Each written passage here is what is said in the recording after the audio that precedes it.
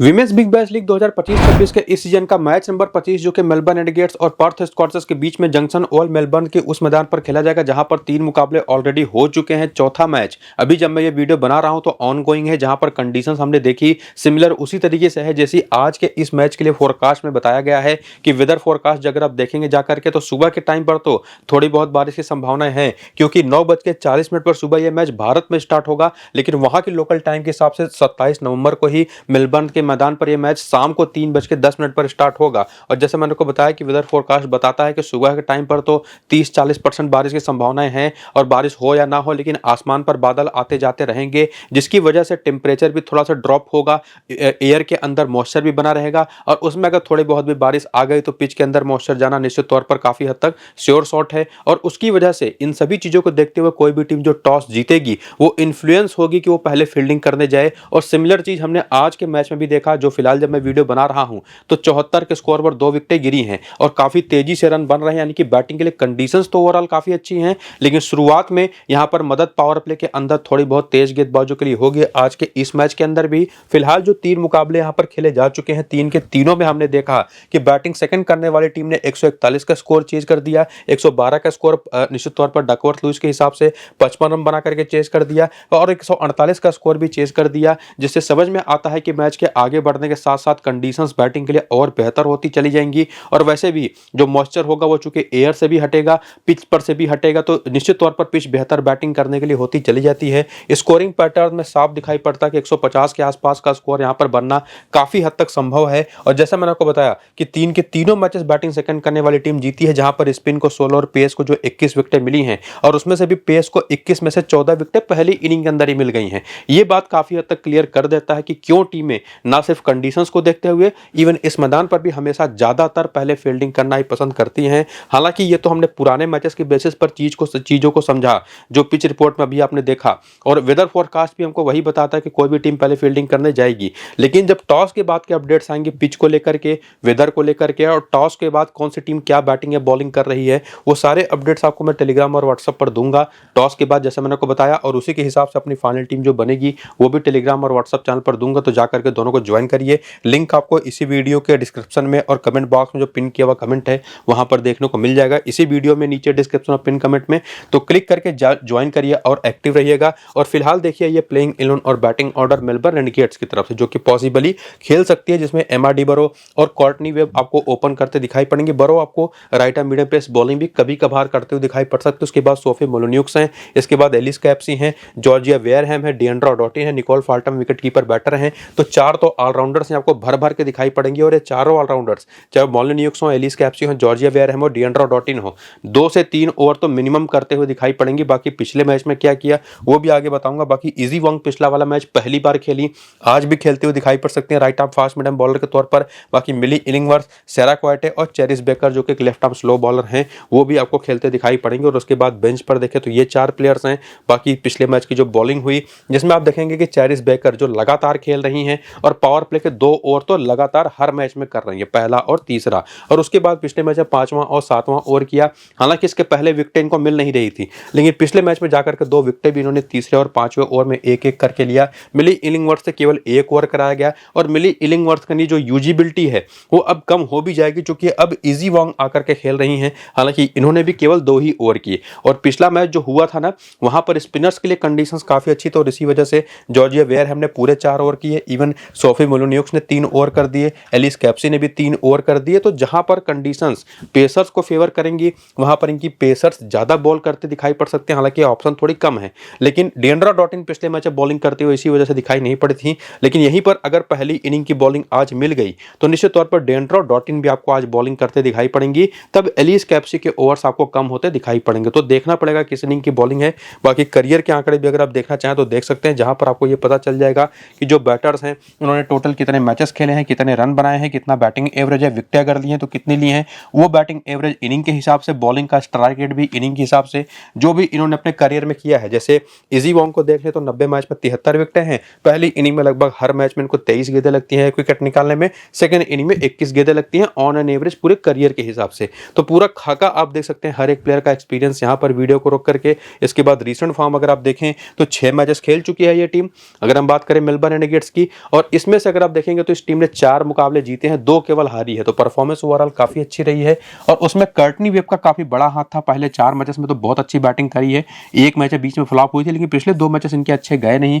इमा डी बोरो को पिछले 2 मैचेस में ट्राई तो किया गया, लेकिन ये भी कुछ खास कमाल कर नहीं पाए। और इसके पहले खेलती थी डेविना पेरिन, पहले 4 मैचेस में ये तो टोटल फ्लॉप गई थी। लेकिन अब देखना पड़ेगा कि आज के इस मैच में इन दोनों में से कोई एक ही खेलेगा या कोई दूसरा प्लेयर ट्राई किया जा सकता है। बाकी सोफी मोलिन्यूक्स हो गई, एलिस कैरी हो गई और इसके बाद यहाँ पर जॉर्जिया वेयरहैम, डिएंड्रा डॉटिन, ये 4 ऐसी प्लेयर इस टीम के अंदर है जिनको आपको किसी भी कीमत पर ड्रॉप तो करना ही नहीं है। स्पेसिफिकली इन स्मॉल लीग की टीमों में, ग्रैंड लीग की अगर आप अलग अलग कई सारी मल्टीपल टीमें बना रहे हैं तो उसमें जरूर आप रोटेट कर सकते हैं। जैसे पहली इनिंग की बॉलिंग अगर आप देख रहे हैं तो पेसर को आप ज्यादा प्रेफर करिए, डिएंड्रा डॉटिन के साथ जाइए। सेकेंड इनिंग की बॉलिंग देख रहे हैं तो एलिस कैप्सी के साथ जाइए और कुछ ऐसी टीमें बनाइए जिसमें ये चारों आपकी होंगी। और प्लस यहाँ पर आपके पास इजी वोंग का भी एक ऑप्शन है जो कि पिछले मैच में आते ही एक विकेट लेकर के आई हैं। हालांकि इसके पहले बहुत अच्छा फॉर्म इनका गुजरा है नहीं, लेकिन स्टिल चूंकि आपको 2 से 3 ओवर तो मिनिमम करते दिखाई पड़ेंगे और काफी इंपॉर्टेंट फेजेस में। तो पहली इनिंग की बॉलिंग में तो ये बहुत इंपॉर्टेंट है, ये चीज आपको ध्यान में रखनी है। बाकी मिलिंग इलिंगवर्थ को भी एक ट्रम्प ऑप्शन के तौर पर अगर पहली इनिंग की बॉलिंग देख रहे हैं तो ट्राई करिएगा, लेकिन ट्रम्प ऑप्शन के ही तौर पर। ये 1 या 2 ओवर ही करेंगी, उसी में विकेट मिल गया तो मिल गया, वरना आपके लिए कुछ खास इनका रोल होगा नहीं। बाकी सेरा क्वाइटे ये बॉलिंग करेंगी कि नहीं करेंगी कुछ पता नहीं। अभी तक के 5-6 मैचेस जो खेले इन्होंने उसमें 3 ही बार बॉलिंग करी है और विकेट एक भी नहीं है। बाकी चेरिस बेकर बल्कि ना बॉलिंग करने के लिहाज से देखें तो ज्यादा सेफर ऑप्शन है। लेफ्ट आर्म स्लो बॉलर के तौर पर पिछले मैच में 2 विकेट लिया, हालांकि उसके पहले के लगातार 5 मैच में केवल 1 विकेट था। तो ये भी एक ट्रम्प रहेंगे मिली इलिंगवर्थ की ही तरह। लेकिन यहीं पर आपको ध्यान रखना है कि ये जो चेरिस बेकर है ये थोड़ा सा सीम पर गेंद को लैंड कराती हैं। यहाँ पर लेफ्ट आर्म मीडियम पेस लिखा हुआ, लेफ्ट आर्म मीडियम पेस इनको नहीं कहना चाहिए। Actually left arm Orthodox bowler भी पूरी तरह से नहीं है, लेफ्ट आर्म मीडियम पेस भी पूरी तरह से नहीं है। इनको आप लेफ्ट आर्म स्लो बॉलर कह सकते हैं। जरूरत पड़ने पर सीम पर भी गेंद को लैंड कराएंगी, जरूरत पड़ने पर गेंद को फिंगर से स्पिन भी कराएंगी। तो उसी तरीके की ये बॉलर हैं जो एक अच्छी ट्रम्प ऑप्शन हो सकते हैं। ना सिर्फ ये, मिली इलिंगवर्थ भी, मिली इलिंगवर्थ के साथ रिस्क ज्यादा वहां पर इन्वॉल्व है। इजी वोंग के साथ साथ बाकी जो चारों ऑलराउंडर्स है वो ज्यादा सेफेस्ट ऑप्शन है। सेकंड इनिंग की अगर आप बैटिंग देख रहे हैं तो कर्टनी वेब को भी आप ट्राई इस टीम की तरफ से कर सकते हैं। बाकी कोई ऑप्शन अगर आप देखें तो टेस फ्लिंटॉफ है इस टीम के अंदर जो काफी इंपॉर्टेंट हो सकते हैं अगर खेलती हैं प्लेइंग 11 के अंदर। तब निश्चित तौर पर ये एक ऐसी ऑप्शन है ना कि जिनको आपको टीम से ड्रॉप करना ही नहीं है। बाकी देखना पड़ेगा कि खेलती भी हैं तो किसकी जगह पर, नहीं खेलेंगे तब तो कोई बात ही नहीं।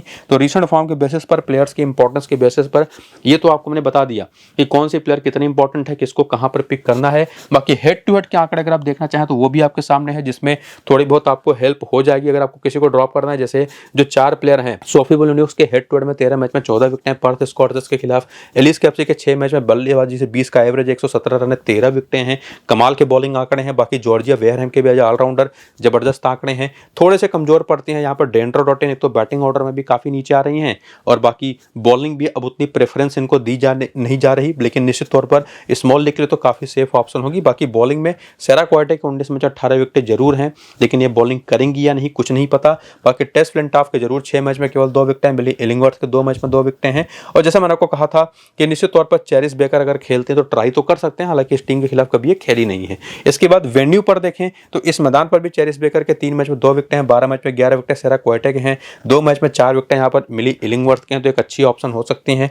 टेस्ट फ्लिंटॉफ के भी 6 मैच में 2 ही विकेट हैं। निकोल फार्टम के नंबर्स देख सकते हैं, डिएंड्रा डॉटिन के 5 मैच में 8 विकेट इस मैदान पर, तो लकी मैदान है डिएंड्रा डॉटिन का। और वैसे भी आपको बता चुका हूं ये चारों ऑलराउंडर्स को तो आपको बिल्कुल छूना भी नहीं है, सीधे टीम में लेकर के जाना है, चाहे वो सोफी मोलिन्यूक्स हो, चाहे एलिस कैप्सी हो, जॉर्जिया वेयरहैम में डिएंड्रा डॉटिन हो, और बाकी एमआरडी बोरो उतनी इंपॉर्टेंट है नहीं। कर्टनी वेब को सेकंड इनिंग की बॉलिंग में बैटिंग में आप ट्राई कर सकते हैं। और उसके बाद देख सकते हैं यहाँ पर प्लेयर बैटल के आंकड़े, जहां पर कर्टनी वेब एक ऐसी प्लेयर हैं जो सामने की टीम में जो बॉलर हैं एमी एडगर, उनकी 13 गेंद पर 20 रन बना करके एक बार आउट हुई है। क्लोई एंसवर्थ के 18 गेंद पर 26 रन बना करके एक बार, लिली मिल्स पर 2 बार और इबोनी हॉस्किन पर 1 बार। तो लिली मिल्स और एमी एडगर पर इनके जो आंकड़े हैं वो बताता है कि स्पिन बहुत अच्छा नहीं खेलती, खास करके right arm off spin bowling.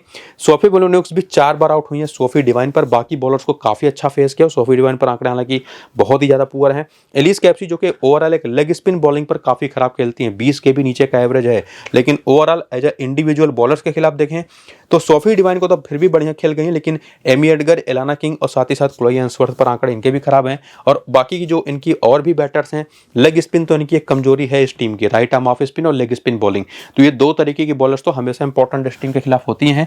बाकी इंडिविजुअल बॉलर्स में तो जो कि एमी एडगर आएंगी ही, राइट आर्म ऑफ स्पिनर है, लेग स्पिनर एलाना किंग है, तो ये दो तरीके की बॉलर हमेशा इंपॉर्टेंट होती हैं। और प्लस सोफी डिवाइन, और निश्चित तौर पर पहली इनिंग की बॉलिंग है तो क्लोई एंसवर्थ, ये बहुत इंपॉर्टेंट बॉलिंग ऑप्शन बन जाती हैं अगर हम पूरे प्लेयर बैटल के आंकड़े को देखें और समझें इस टीम के बैटर्स के बारे में कि वो क्या वीकनेसेस लेकर के आती हैं। और जैसा मैंने आपको बताया कि पहली इनिंग की बॉलिंग है तो क्लोई एंसवर्थ, बाकी लिली मिल्स और एलाना किंग के साथ साथ यहाँ पर एमी एडगर तो मोस्ट इंपॉर्टेंट हैं। और बैटिंग ऑर्डर में देखेंगे तो केटी मैक और बेथ मूनी ओपन करती है, मैडी डार्क पिछला मैच खेल गई थी, बढ़िया बैटिंग करी थी, सोफी डिवाइन तो है ही मोस्ट इंपॉर्टेंट प्लेयर। तो ये प्लेइंग 11 और बैटिंग ऑर्डर खेलता हुआ दिखाई पड़ेगा इनका। बाकी बेंच पे आप देख सकते हैं, और बॉलिंग जो पिछले मैच में हुई उससे आपको समझ में आएगा कि कुल टोटल 6 बॉलिंग ऑप्शन जो यूज की जाती हैं, लगभग सारी की सारी 3 से 4 ओवर की बॉलिंग तो आपको कर नहीं पाएंगी, लेकिन जो करेंगे उसमें क्लोई एंसवर्थ ने पिछले वाले मैच में पूरे 4 ओवर करे, 2 ओवर पावर प्ले के, 1 ओवर डेथ का, 1 ओवर मिडिल का। बाकी सोफी डिवाइन ने दूसरा, चौथा, 11वां ओवर किया, एलाना किंग ने 5वां, 7वां, 12वां और 18वां ओवर किया, रूबी स्ट्रेंज ने केवल 2 ओवर किए और ये सबसे लीस्ट प्रेफर्ड ऑप्शन होंगे एज ए बॉलर। बाकी एमी एडगर और लिली मिल्स ये तो आपको पूरे 4 और 3 ओवर की बॉलिंग करते दिखाई पड़े, और एमी एडगर ने तो 4 विकेटें भी ली थी। बाकी करियर के आंकड़े देखना चाहें तो ये भी देख सकते हैं, रीसेंट फॉर्म के आंकड़े। और आपको ये भी बता दूं कि ये टीम भी 6 मुकाबले खेल चुकी है, लेकिन जीती केवल 3 है और 3 हारी भी है। हालांकि पिछला मैच ये टीम 1 रन से जीत करके यहाँ पर आई है, तो थोड़ा सा मोराल तो हाई होगा। पिछला मैच अगर देखें तो मेलबर्न रेनेगेड्स की टीम भी जीत करके आई है, वो थोड़ा बेहतर कंडीशन पोजीशन में है फिलहाल। लेकिन नंबर्स देखें तो केटी मैक ने ना शुरुआत काफी अच्छी करी थी, बीच में 31 रन की पारी आई थी, फिर ये 24 नाबाद की पारी, फिर 79 की इनिंग। बाकी अगर आप 3 मैचेस में देखें तो कुछ खास कमाल कर नहीं पाए, तो थोड़ी कंसिस्टेंसी बहुत खराब नहीं है, लेकिन फिर भी काफी ठीक है। सेकंड इनिंग की बैटिंग के लिए एक अच्छी ऑप्शन हमेशा होती है। बाकी बेथ मूनी एक ऐसी प्लेयर है ना जिन्होंने 1 सेंचुरी तो इस सीजन में लगाया, लेकिन बाकी मैचेस में नहीं चली है, लेकिन इनको आपको ड्रॉप करना भी बहुत बड़ा रिस्की ऑप्शन होता है। और ये चीज आप इनको ड्रॉप करने का रिस्क सिर्फ ग्रैंड लीग में ले सकते हैं, स्मॉल लीग में नहीं। मैडी डार्क ने जरूर पिछले मैच 34 रन की बहुत अच्छी पारी खेली, इसके पहले इनका डोमेस्टिक सीजन भी बहुत अच्छा गया, और एक बहुत ही तगड़ी ट्रम्प ऑप्शन ये रहेंगी, चाहे पहली इनिंग की बैटिंग हो चाहे सेकंड इनिंग की। और बाकी केटी मैक तो निश्चित तौर पर रहेंगे ही सेकंड इनिंग में। और उसके बाद आती है सोफी डिवाइन, जो कि प्लेयर बैटल में भी आपने पीछे देखा काफी डोमिनेट करती हैं सामने की टीम की बैटिंग को, और ओवरऑल परफॉर्मेंस भी देखें तो पिछले मैच तो अच्छी बैटिंग भी इन्होंने की है, उसके पहले बढ़िया बॉलिंग भी कर रहे थे, तो उनको इग्नोर तो आप वैसे भी नहीं कर सकते। और ओवरऑल आपको मैं पहले ही समझा चुका हूं कि एमी एडगर, एलाना किंग और लिली मिल्स 3 सबसे इंपॉर्टेंट ऑप्शन आज के इस मैच में जब बॉलर होंगी, चाहे किसी भी इनिंग की बॉलिंग हो, जिसमें एमी एडगर ने पिछले मैच में 4 विकेट लिए हैं, एलाना किंग हालांकि सीजन के अंदर ना बुरी तरह से आउट ऑफ फॉर्म रही है विकेट निकालने के मामले में, 6 मैच में केवल 1 विकेट है, लेकिन मुझे लगता है कि आज इनका दिन होगा। बाकी लिली मिल्स की बात करें तो इन्होंने कंपैरेटिवली बाकी स्पिनर्स के मुकाबले ठीक ठाक बॉलिंग करी है, ज्यादा बेहतर विकेटें कंसिस्टेंटली निकाली है। और उसमें अगर पहली इनिंग की बॉलिंग देख रहे हैं तो क्लोई एंसवर्थ भी, हालांकि ये इनको मैं दोनों इनिंग्स में काफी हद तक प्रेफर करूंगा, पिछले मैच में 3 विकेट लेकर के भी आई हैं, बढ़िया फॉर्म में है, तो पहली इनिंग में तो निश्चित तौर पर आप इनको कप्तान है, कप्तान भी प्रेफर कर सकते हैं। बाकी as a player Alana King, Chloe Ainsworth, Lily Mills, Amy Edgar, Sophie Devine और बेथ मूनी, ये 6 बेस्ट ऑप्शंस हैं, जिसमें अगर आप क्लोई एंसवर्थ को हटा रहे हैं सेकंड इनिंग की बैटिंग में तो आप ट्राई कर सकते हैं केटी मैक को, और साथ ही साथ कहीं कहीं पर मैडी डार्क को भी, अगर आप मल्टीपल टीमों का कॉन्टेस्ट खेल रहे हैं तो उनको भी रोटेट करके टीम में लेके आ सकते हैं। तो ये प्लेयर्स को लेकर के आपको रोटेशन करनी है, उनकी इंपॉर्टेंस कैसी रहेगी वो तो आपको मैंने बता दिया। अब इसके बाद आगे बढ़ते हुए हेड टू हेड के आंकड़े देखना चाहें तो वो भी देख सकते हैं कि एलाना किंग के टीम के खिलाफ 16 मैच में 17 विकेटें हैं, सामने मेलबर्न रेनेगेड्स के खिलाफ एमी एडगर के 2 मैच में 5 विकेटें हैं, और लिली मिल्स के आंकड़े देखेंगे तो 4 मैच में केवल 1 है। तो निश्चित तौर पर लिली मिल्स भी एक ऐसी ऑप्शन रहेंगी जिनको आप रोटेट कर सकते हैं, रिप्लेस कर सकते हैं। बाकी केटी मैक के 21 मैचों केवल 264 रन है, बेथ मूनी के आंकड़े बहुत अच्छे हैं, और ओवरऑल सोफी डिवाइन के आंकड़े तो निश्चित तौर पर ऐसे हैं ही कि आप इनको कप्तान है कप्तान बना दे। और बाकी यहाँ पर वेन्यू का डेटा है, जिसमें Beth Mooney, Maddy Darke, Beth Mooney के आंकड़े तो बहुत ही कमाल के 100 के ऊपर का एवरेज है, कई बार नॉट आउट लौटी हैं, और केटी मैक के आंकड़े एवरेज ही हैं। और बाकी एमी एडगर का आप देखेंगे फिर से आपको यहाँ पर भी बेहतर दिखाई पड़ेंगे, 4 मैच पर 7 विकेटों के साथ, एलाना किंग भी 7 मैच में 8 विकेटें हैं, यहाँ पर रूबी स्ट्रेंज के भी 1 मैच में 2 विकेटें हैं, और इवन लिली मिल्स के हालांकि देखेंगे तो यहाँ पर भी थोड़ा कमजोर पड़ती हैं, 3 मैच में 2 विकेटें हैं। तो इस तरीके के आंकड़ों से भी आप अपना हेल्प ले सकते हैं। बाकी बैटिंग बैटर्स का वीकनेस अगर आप देखें प्लेयर बैटल में तो केटी मैक की बात करें तो ओवरऑल लेफ्ट आर्म ऑर्थोडॉक्स पर फंसती हैं, और ऐसी बॉलर सामने की टीम में है। सोफी मोलिन्यूक्स हैं, बाकी डिएंड्रे डॉटिन भी 2 बार आउट कर चुके हैं 19 गेंद पर 15 रन करके। एलिस कैप्सिन को 1 बार आउट कर चुके हैं 32 रन देकर के। जॉर्जिया वेयरहैम पर आउट हो चुके हैं 2 बार। सारा क्वेटे पर आउट हो चुके हैं। बेथ मूनी के नंबर्स अगर आप देखें प्लेयर बैटल में, तो इंडिविजुअल किसी टाइप ऑफ बॉलिंग पर तो उतना परेशान नहीं होती। बाकी जो बॉलर्स को इन्होंने फेस किया है सामने की टीम की ना, ओवरऑल अपने पीछे हेड टू हेड के आंकड़े देखें 48 का एवरेज है। वेन्यू के आंकड़े देखिए आपने 100 के ऊपर का है, वही रिफ्लेक्शन आपको यहाँ पर दिखाई पड़ेगा। थोड़ा सा आप कह सकते हैं इसी वॉन्ग पर 29 रन बना करके 1 बार आउट हुई हैं, लेकिन वो इनका सबसे खराब आंकड़ा है जो कि दिखने में बहुत ही शानदार है। और उसके बाद आती है मैडी डार्क, तो ये कप्तान है, बस कप्तान भी आज की इस मैच में बहुत अच्छी हो सकती हैं। मैडी डार्क सेरा क्वेटे पर 1 बार सस्ते में आउट हो चुकी हैं, ऑफ स्पिन पर फंसती हैं बुरी तरह से। बाकी पेज स्कोफील्ड, तो किसी भी टाइप ऑफ स्पिन बॉलिंग इनके सामने आप डाल दीजिए, ना सिर्फ Paige Scholfield, even Freya Kemp भी, ये दोनों विकेट देकर के जाएंगी। जिसमें इंडिविजुअली भी देखें तो Issy Wong Georgia Wareham Tess Flintoff पर आउट होती रही हैं, जॉर्जिया वेयरहैम फ्रेया केम्प को आउट करती रही हैं 2 बार। बाकी सोफी डिवाइन को बात करें तो ये इंडिविजुअल बॉलर्स के खिलाफ अगर आप देखें खास करके, तो जॉर्जिया वेयरहैम पर आंकड़े इनके बहुत ही पुअर हैं, और कुछ हद तक टेस्ट फ्लिंटॉफ पर, और बाकी जो लोअर ऑर्डर बैटर्स हैं उनके भी प्लेयर बैटल के आंकड़े आप देख सकते हैं। तो ओवरऑल सब कुछ देखने और समझने के बाद आंकड़ों के बेसिस पर तो निश्चित तौर पर मेलबर्न रेनेगेड्स की टीम ज्यादा बेहतर दिखाई पड़ रही है, और उनका होम ग्राउंड भी होगा आज का, तो निश्चित तौर पर फेवरेट तो वही टीम है। लेकिन पर्थ स्कॉर्चर्स की टीम भी ज्यादा पीछे दिखाई नहीं पड़ रही, तो टॉस का इंपॉर्टेंट रोल होगा आज के इस मैच में। वेदर का रिपोर्ट भी काफी इंपॉर्टेंट होगा देखना टॉस के बाद। तो वो सारे जो अपडेट्स होंगे पिच को लेकर के, वेदर को लेकर के, और अपनी मेरी जो फाइनल टीम होगी उसको लेकर के, सब कुछ आपको मैं टेलीग्राम और व्हाट्सएप पर बताऊंगा। तो दोनों को जाकर के ज्वाइन करिए, लिंक आपको डिस्क्रिप्शन में और पिन कमेंट में नीचे मिल जाएगा, वहीं पर आपको क्लिक करके ज्वाइन हो जाना है, और ये वीडियो शुरू से अंत तक पूरा देखना है ताकि क्लैरिटी मिल पाए कि टीम बनेगी कैसी। फिलहाल ये वीडियो यहीं पर होता है खत्म, चलते हैं, नमस्कार।